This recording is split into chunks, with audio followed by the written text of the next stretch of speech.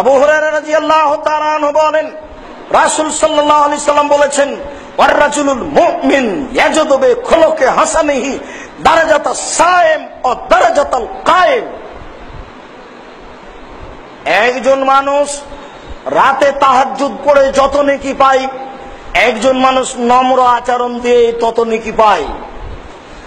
একজন মানুষ দিনে সিয়াম থেকে রোজা থেকে যত নেকি পায়, একজন মানুষ নম্র আচরণ দিয়ে তত নেকি পায়।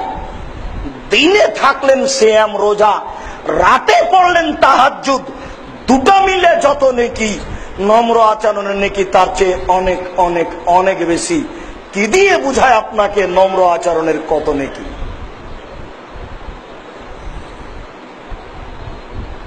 সম্মানিত দিনী ভাই, আবু হুরায়রা রাদিয়াল্লাহু তাআলা আনহু বলেন, রাসূল সাল্লাল্লাহু আলাইহি সাল্লাম একদিন বলছেন, ইন্না ফিল জান্নাতি লাগুরাব, জান্নাতে এমন কতগুলি দামি দামি ঘর রয়েছে, ইরা জাহিরুহা মিন বাতিনিহা ওয়া বাতিনুহা মিন জাহিরিহা, যার বাহির থেকে ভিতর দেখা যায়, ভিতর থেকে বাহির দেখা যায়, টক টক টক টক করছে, ঝকঝক করছে, উন্নত মানের পদার্থ দ্বারা তৈরি। তখন সাহাবীগণ বলছেন, আল্লাহ রাসূল, লিমান হাসি, এত দামি জান্নাত কে পাবে? এত দামি জান্নাত পাবে কে? বললেন তো, মনটা তো ছটফট করছে, পাবে কে সেটা বলেন। তখন আল্লাহ রাসূল বলছেন, এক লেমান আলানাল কালামা, যার মুখের ভাষা নরম। পারবেন? কাজের মেয়ে কাজ করেনি তাই আপনার স্ত্রীর কথা শোনেননি আপনি? আচ্ছা, কাজের মেয়েই না হয় হলো, তার জন্য তার সাথে আচরণ করতে হবে, এটা কি করে বুঝলেন? খাওয়ার যেটুকু বাকি থেকে গেছে সেটুকু কাজের মেয়েকে দিতে হবে, এটাকে বলেছে। গরম রান্না আপনি খেলেন, পান্তা ভাত কাজের মেয়েকে দিলেন। তাহাজ্জুদ পড়ে জান্নাত কিনতে চান, জান্নাত की जमाई ना हो जरा हवाई लड्डू, दोनों हाथ में लड्डू है, जो चाहे उसको खा ले, जो चाहे उसको छोड़ दे। জান্নাত নিজের হাতের ব্যাপার নয়, অত সহজ নয়।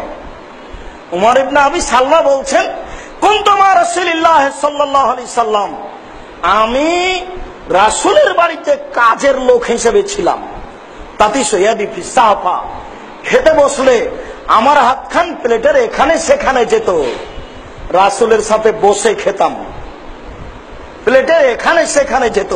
একবার ওখান থেকে নিতাম, একবার এখান থেকে নিতাম, একবার এদিক থেকে নিতাম। আমি বললেন, তিনি বলেন, সামিল্লাহ, বিসমিল্লাহ বলো, কুল বিয়ামিনিক, ডান হাতে খাও, কুল মিম্মা ইয়ালিক, পাশ থেকে খাও।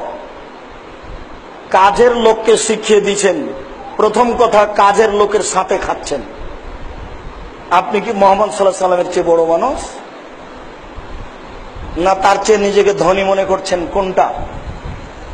কাজের লোকের সাথে খাচ্ছেন, কাজের আবার বাচ্চা ছেলে, ওর খেতে ভুল হয়েছে। তখন আল্লাহ রাসূল বলছেন যে ডান হাতে খাও, বিসমিল্লাহ বলো, পাশ থেকে খাও। সম্মানিত মসজিদের মুসল্লি, রাসূল সাল্লাল্লাহু আলাইহি সাল্লামের ভাষাতে যা আমরা বুঝতে পারছি, তাতে সদাচরণ ছাড়া জান্নাত কিনা যায় না। আর সদাচরণ দিয়েই আল্লাহকে সন্তুষ্ট করা যায় সবচেয়ে বেশি। আর এটাই হচ্ছে নেকির একটা সবচেয়ে বড় মাধ্যম। আব্দুল্লাহ ইবনে আমর রাদিয়াল্লাহু তাআলা আনহু বলেন,